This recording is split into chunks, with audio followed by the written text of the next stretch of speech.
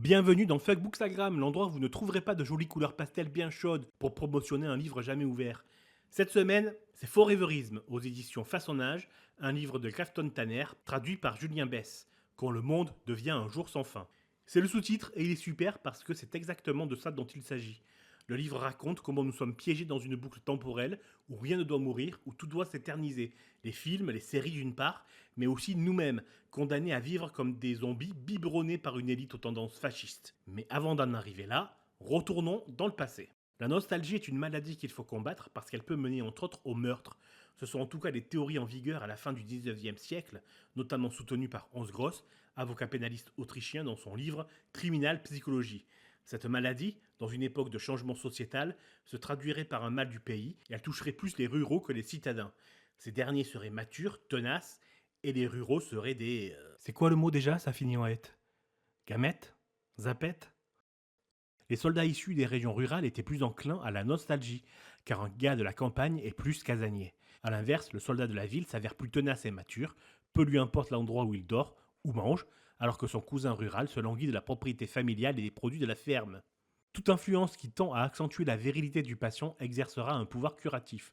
Dans les pensionnats, comme beaucoup d'entre nous s'en souviennent peut-être, le ridicule est largement employé à cette fin et se révélera souvent efficace au sein d'un camp. Il suffit souvent que le patient soit exposé aux railleries de ses camarades ou attaqué dans sa virilité pour qu'il en guérisse. Cela sent bon l'obsession de la virilité, vous ne trouvez pas?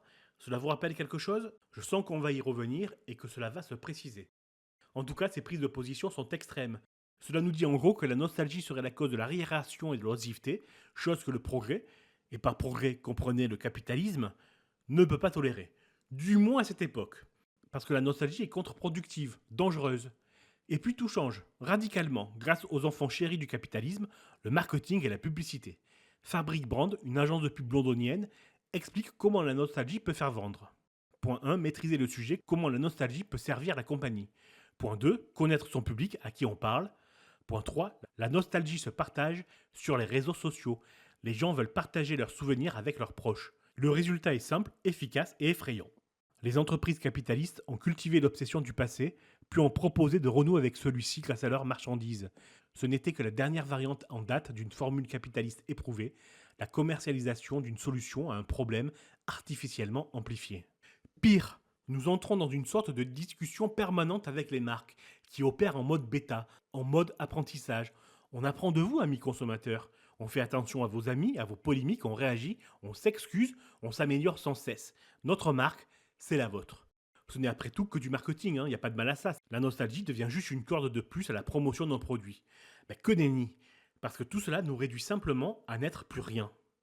Cela vise avant tout à renforcer leur domination sur nos vies, à associer les marques à des discours ciblés qui parlent au public, mais contribuent en définitive à paupériser les classes laborieuses et moyennes au profit d'une minorité d'individus à la tête des grandes sociétés. Donc ce foreverisme, cette idée que rien ne doit jamais mourir, nous empêche de connaître la satisfaction, d'être apaisé et nous place dans une situation constante de recherche de consolation. Nous ne pouvons plus être entiers, nous sommes des morceaux de nous-mêmes, toujours en quête d'un autre morceau laissé derrière nous. Quand rien ne finit jamais, on perd les sentiments associés aux fins, la satisfaction et le soulagement que l'on éprouve lorsqu'on a terminé quelque chose, mais aussi la tristesse, la douleur, le chagrin et bien sûr la nostalgie, en particulier quand une chose que l'on aurait souhaité voir continuer prend fin. Le foreverisme promet d'apaiser ces sentiments tout en réduisant la possibilité d'avoir l'esprit tranquille, en sachant que le travail est terminé, que l'affaire est close, que l'histoire est finie. La nostalgie devient donc une pratique commerciale pour les marques qui mettent en avant leur histoire, leur passé. Mais là où le bas blesse, c'est que ces pratiques débordent et ne restent pas confinées à la promotion d'une conserve de soupe. Le marketing de la nostalgie va toucher l'art en général, musique, cinéma, télévision. Rien ne résistera à cette vague du c'était mieux avant.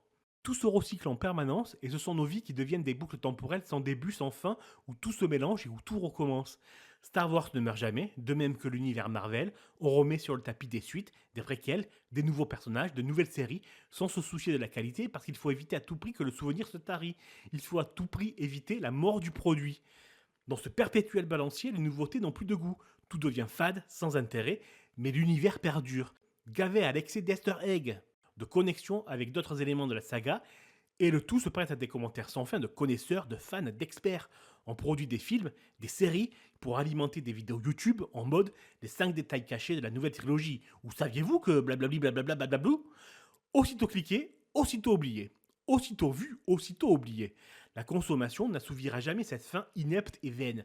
Malgré la médiocrité des œuvres, les spectateurs, nous donc, on continue à consommer en espérant que cela sera aussi bien que dans notre souvenir. Regarder de nouveaux épisodes fourmillant de références aux anciens permet d'entrelacer le présent à l'histoire et d'éprouver une impression de progrès à une époque où il se fait rare, mais aussi de foreveriser le passé et de le maintenir perpétuellement en vie et en expansion. Mais le pire, c'est que le foreverisme ne se cantonne pas au marketing et à la publicité de biens de consommation. Non, il façonne nos vies. Nous sommes pris au piège de son mode de pensée. Nous ne pouvons pas évoluer parce que nous sommes pris collectivement dans la toile de sa narration. Nous devenons des êtres fictionnels et nous le faisons de gaieté de cœur. Nous écrivons notre propre narration, basée sur les œuvres artistiques que l'on nous jette à la bouche avec supplément fatalité. Tout est écrit à l'avance, on ne se demande plus si les mauvaises choses vont arriver, mais quand elles vont arriver. Et ça, c'est la faute au foreverisme ambiant. La réalité elle-même est envisagée comme une longue série ou franchise cinématographique, où chaque rebondissement s'inscrit forcément dans une intrigue générale. Des personnages meurent, d'anciens arcs narratifs subissent des reboots, mais la structure globale de la série reste inchangée. Le statu quo demeure perpétuellement présent, tandis que les gens doivent survivre, voire s'enrichir, dans des conditions extrêmes et potentiellement fatales. Nous avons l'impression que quelqu'un d'autre contrôle notre vie, pourquoi en serait-il autrement ? Pas si mécant nous maintient à des places assignées jusqu'à nouvel ordre. Ce verrouillage de la capacité d'action, combiné aux exigences de rendement au travail, et dans la sphère privée à l'obligation de naviguer dans les méandres de la bureaucratie et à livrer concurrence pour obtenir des hausses de salaire, peut donner à une personne le sentiment d'être le jouet d'un gamer sadique. Nous sommes les rejetons de ce storytelling, pantins prisonniers mais conscients de notre cage et de nos barreaux. Tout est vain puisque jamais rien ne se termine. Seule chose dont nous soyons capables pour atténuer cette intuition de l'impasse, c'est du Whedon Speak, du nom du scénariste Joss Whedon. Un style de dialogue popularisé par Joss Whedon, qui a notamment co-signé les scénarios de Buffy contre les vampires et de La cabane dans les bois. Whedon est réputé pour créer des personnages vaguement conscients de jouer dans une œuvre de fiction ou manifestement familiers avec les clichés dramatiques de la télévision qu'ils se sentent obligés de commenter sans cesse. Dans les histoires de Whedon, les personnages restent rarement silencieux, multipliant plutôt les allusions comme si les autres protagonistes et les spectateurs savaient de quoi ils parlaient. Voilà où nous en sommes. Puisque rien ne meurt, puisqu'on nous place dans une quête éternelle de recherche de l'ancien temps, où tout était plus beau, plus neuf et mieux, tellement mieux, nous en sommes réduits à être dépossédés de nous-mêmes, soumis aux algorithmes, avalant de la pâtée artistique sans saveur, et vivant nos vies que l'on fictionne comme la nostalgie nous l'a appris. Nous n'avons pas seulement l'intuition d'être dans une impasse, nous sommes dans une impasse. Nous sommes incités à cultiver notre image, à nous vendre aux entreprises, à endosser ainsi des rôles permanents, à incarner des personnages de feuilletons sans cervelle qui ne ressentent jamais la peine ou la perte et discutent dans le langage cynique du Whedon Speak, conscients de leur sort, mais incapables d'agir, sinon pour signaler aux autres cette prise de conscience. Mais ce n'est toujours pas le pire. Le pire, c'est que le foreverisme se veut aussi être un mode de vie. Pas juste pour influencer l'achat du nouvel iPhone, non. Le foreverisme devient aussi un programme politique. On combattait au 19e siècle la nostalgie parce qu'elle entravait le progrès et le capitalisme. On promeut aujourd'hui la nostalgie parce que le progrès, ça suffit. Les choses changent, évoluent et fluctuent sans cesse. Alors que nous sommes si fragiles et éphémères, seul l'avenir et les atrocités encore inconnues qu'il nous réserve sont plus terrifiants que le présent. Les appels au progrès sont donc souvent tournés en ridicule. Rares sont les gens convaincus que les choses peuvent aller en s'améliorant. Pourtant, certains tentent toujours maladroitement d'exhumer le cadavre du progrès. Dans leur rhétorique, les géants de la technologie intègrent leurs inventions à sa grande marche et les présentent comme les prochaines avancées historiques majeures, qu'il soit question de voitures sans chauffeur, de monnaie numérique ou de plateformes de réalité virtuelle. On avait besoin d'un moyen de chasser la nostalgie qui ne fasse pas table rase du passé, sans pour autant épouser l'avenir. On rebooterait plutôt le passé, on éliminerait la possibilité même de la perte en gardant le passé toujours présent. Mais les conséquences, elles, sont bien réelles. La politique du foreverisme, c'est glorifier un passé rêvé, qui n'a jamais existé, et le vendre comme un objectif à atteindre. Est-ce que cela vous rappelle quelque chose ? Un parti politique peut-être, des mouvements militants. Cette obsession de la virilité dont on a parlé au début se retrouve ici dans sa plus pure expression. Masculiniste, nazi-féminisme, refus du progrès social. Tout cela n'est que la conséquence de l'exploitation de la frustration que fait naître cette nostalgie utopique.